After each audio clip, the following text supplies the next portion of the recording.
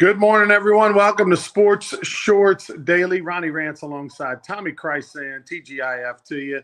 Hope everybody has had a good week and got one more day to the weekend for the most of the folks that are out there. Today on Sports Shorts, Tommy joins us from Tremonti's Meat and Seafood. Tremonti's, of course, the official hamburgers and sausage and hot dogs of the Baton Rouge Rougarou. You can get a great Tremonti's burger on Saturday night for only half price. Cheeseburgers only half price. That's Cheeseburger in Paradise. That's tomorrow night. But tonight is fireworks over the Rougarou land. I am in an undisclosed location presented by the Louisiana Sports Hall of Fame and, of course, our presenting sponsor and title sponsor always, L'Auberge Casino. L'Auberge Edge Lounge tonight and tomorrow night, the place to be for those 21 and over who have a little fun, a little dancing, a little music. The music cranks up around 9, 10 o'clock on Fridays and Saturdays. Is at the Edge Lounge right on the casino floor at L'Auberge Baton Rouge. And don't forget to stop by 18th Steak. Today on Sports Shorts Daily, we're going to talk about the media days that has been this week, the SEC media days in Dallas, Texas. Today, maybe even while we're on the air, we'll kind of monitor. They're going to have the announcement of the voting for where the teams are ranked 1 through 16 in the SEC. Remember, no East and West. It's 1 through 16. And Nick Saban has been a star of and a big part of the conversation this week at SEC Media Days in Dallas. We know a couple of things. Alabama announced, Tommy, that Nick Saban will be the field that, it'll be in the stadium. I guess the Nick Saban Field at Bryant-Denny Stadium. So this field's going to be named after him. And also Nick has put out his prediction. Remember, he's a talking head now on TV. Nick said that he's got Texas taking on Georgia in the SEC championship game in Atlanta. We'll find out if everyone else agrees with him. But, I mean, if the GOAT speaks, everyone listens. Well, he's been a hit, even though he's no longer the coach with all of his media stuff. He's been prepared. I didn't see a lot of it, but the bits I saw, it looked like he was prepared. And he forgot his credential. You saw that story. They wouldn't let him in the first day because he didn't have the little credential thing. I mean, come on. Who's working the gate? You're not that important. Let the guy in. But anyway, so that was kind of he kind of stole the thunder of the whole media days. You had 16 coaches talk, Greg Sankey talk, left the door open for going to more than 16 teams one day. Not soon, but one day. He didn't say no. And, and then also he talked about the Power Four conferences perhaps splitting off. And that's a big thing that may happen in a couple of years. But, you had 16 coaches. You knew Oklahoma, knew Texas stuff, and Vanderbilt at the bottom, as they're always going to be. So some things didn't change, but having Saban in the media was different. I reached out to Scott Rabelais last night, and he didn't know what time the media stuff was coming out today, but he did know it was coming out today. So I'll kind of look for it before we go off the air. If not, we'll certainly talk about it a whole bunch tomorrow morning on Sports Shorts Radio, which will be on from 10 to 12, 104.5 ESPN Baton Rouge. So might be then when we talk about our thoughts. You and I got him 4th or 5th. We'll see what happens. It'd be interesting if Texas in its first year does make the SEC championship game. That would be quite the intro to the league. I know Texas is a lot more confident about going into the league than probably Oklahoma, although Oklahoma is saying all the right things. They're saying that, hey, we're excited, we're looking forward to it, we're ready to go, et cetera, et cetera. Most not afraid is the words they use, but most people are expecting this to not be the Oklahoma of old, that they're going to have some growing pains. Yeah, I agree with that completely. I don't think Texas realizes what they're getting into. And Saban did kind of allude to that. Texas said they thought they were going to run the SEC. He said they're not going to run the SEC. Are they going to be good? Yes. He picked them to go to Atlanta. So, but I think they're in for a rude awakening. Then it also came out, Ronnie, that they're not going to, that horns down is not going to be penalized, okay, unless it's in a taunting effort. Like you tackle the guy and you jump over it. Right. Because I've said for years, if horns down is a penalty, then horns up should be a penalty. But, and I've got actually a lot of reaction on social media for that comment, not just from people I know, but like names I don't recognize that are agreeing with that. But I don't think Texas and Oklahoma are going to take over. Now, look, Oklahoma's softball team's got 4 straight College World Series titles.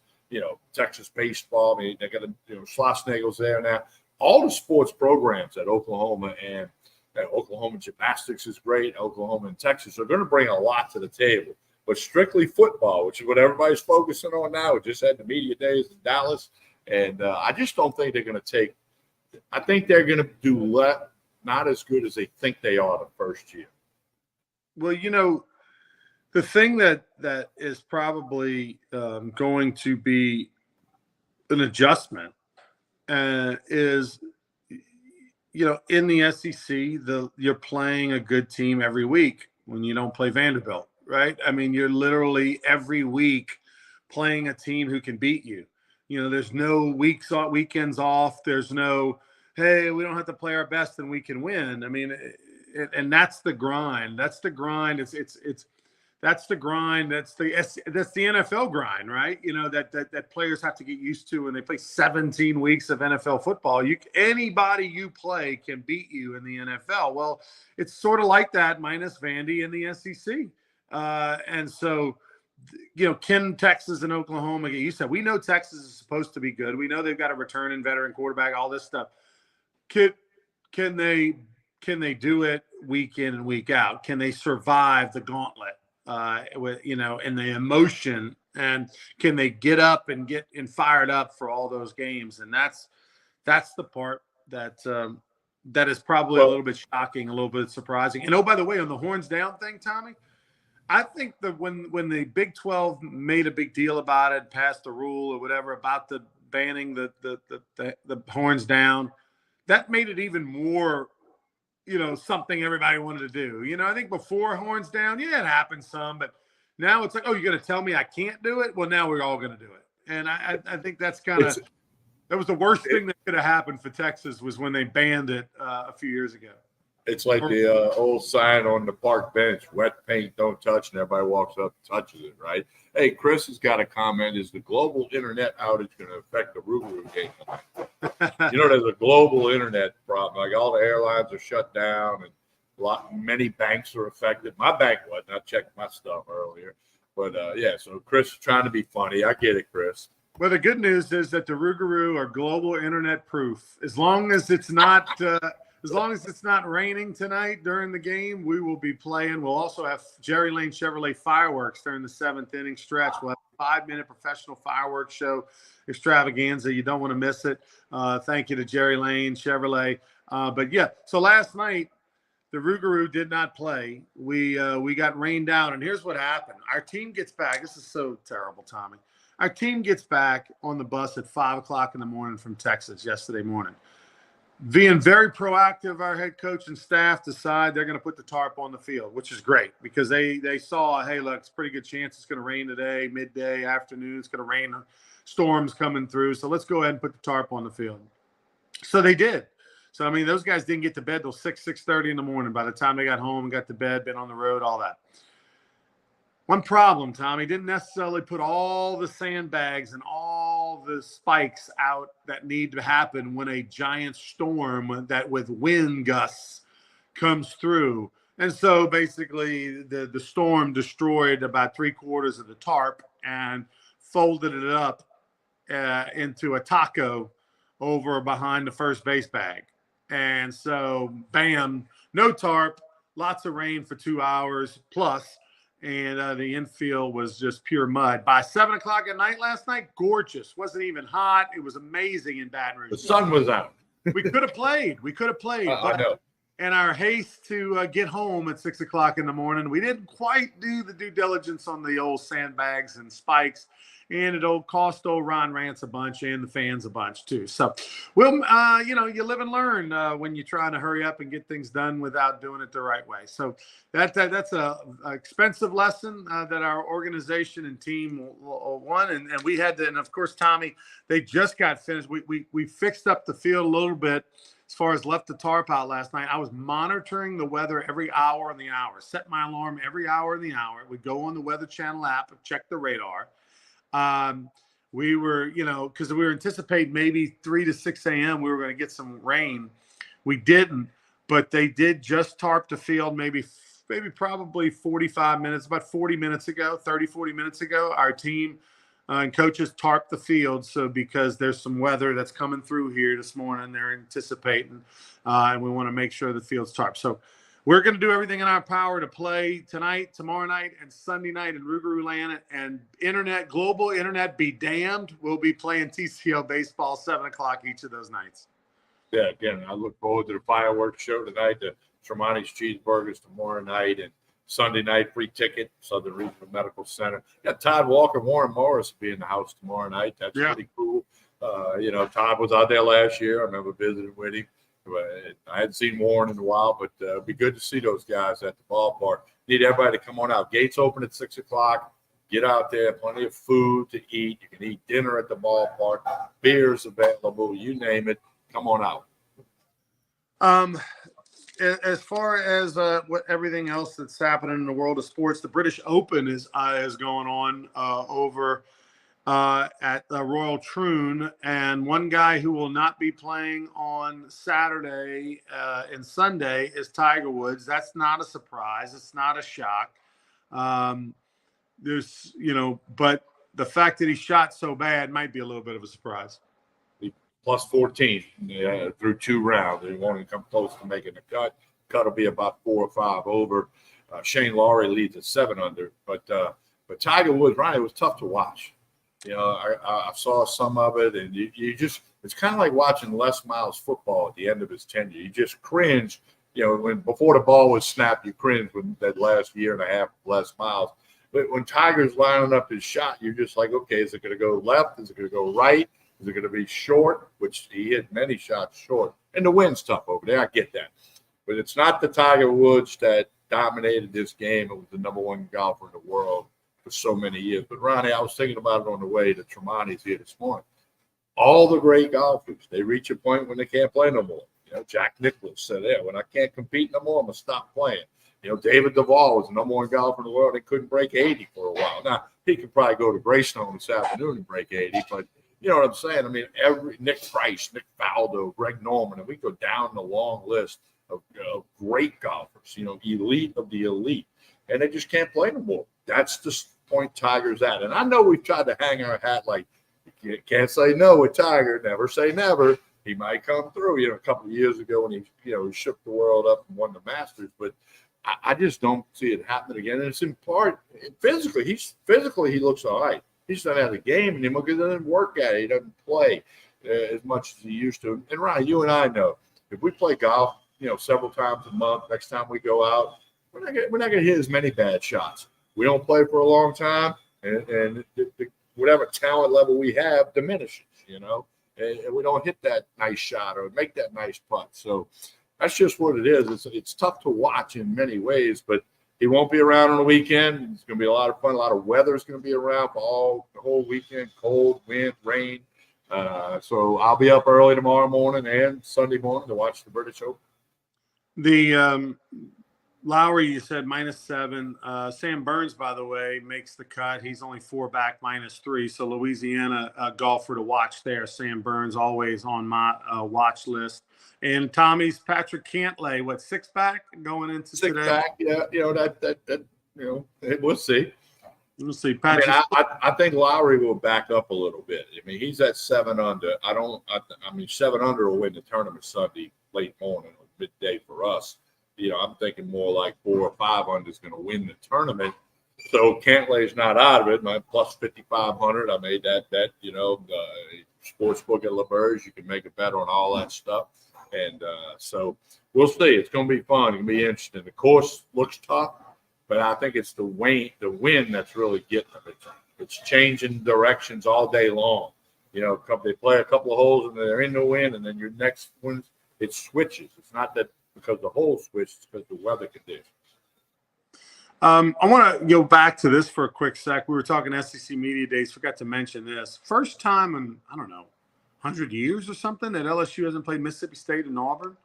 They're not going to play either one of those two teams. And speaking of Mississippi State, I know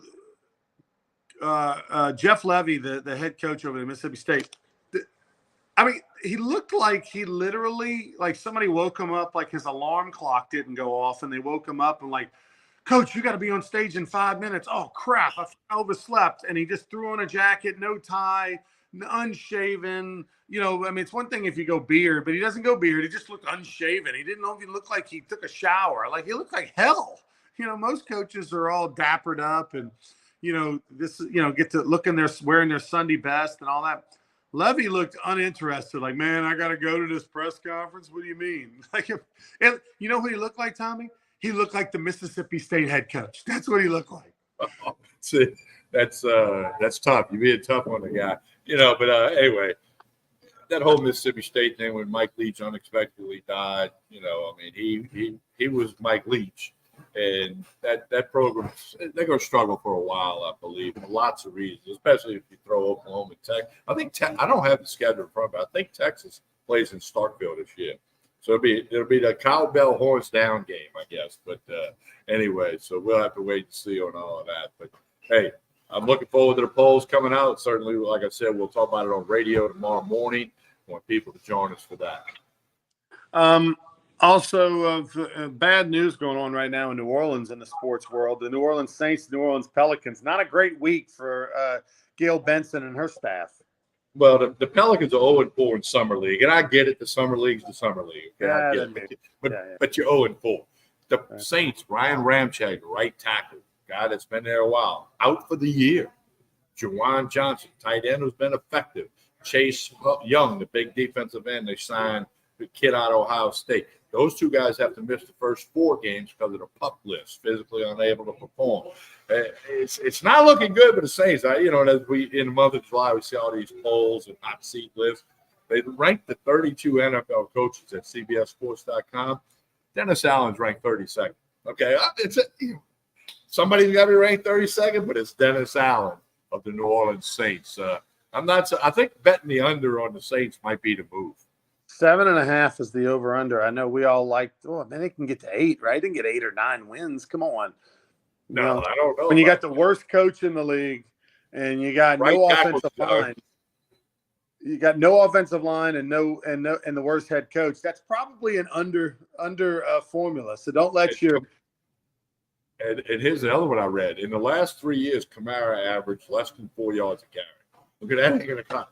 Okay. And he might be a holdup. Then you got Derek Carr, who 1 out of 5 passes, he looks like an NFL quarterback. He'll drop a dime and he looks great.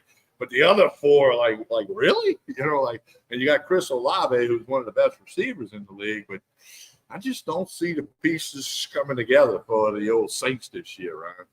So if you don't want to bet under because you're a Saints fan, just pick something else to bet on. Don't just let it go.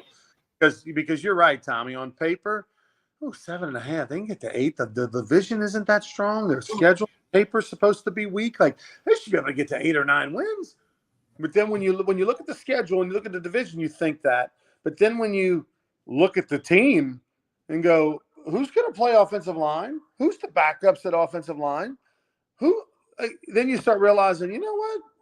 We probably are going to be under. So I think for me, not bet it. And you look at the NFC South, Falcons are expected to be better with Kirk Cousins. Okay. Mayfield had a great year in Tampa last year. The Bucs are thinking they were a playoff team. They're thinking good things. Carolina's going to be garbage along with the Saints. I mean, so if they can figure out a way to get better than the Buccaneers and the Falcons, then maybe, but I can't see it, Ronnie. As we sit here today, I can't see it. I think Kirk Cousins is going to make a huge impact in Atlanta. I agree. They're going to be the most improved team in that league. And then, Baker Mayfield can't play better than what he played last year. And Carolina can't be worse than what they were last year. So they're going to be better by default with a third-year starting quarterback. So look, just don't bet Saints, pull for them, bet some other leagues, other teams, other things. That way you don't have to die on Sundays. All right, Tommy, we'll see you in Rougarou Land tonight, 7 o'clock first pitch, tonight, tomorrow night, and Sunday night. Fireworks during the 7th inning stretch tonight. Jerry Lane Enterprise Fireworks. We'll hope to see everybody there. Tarp is on the field. We will be playing tonight, folks. For Tommy, I'm Ronnie. Make sure you tune in tomorrow morning, 10 to noon, for more Sports Shorts Radio on 104.5 ESPN. Until then, TK, tell us about Tremonti's.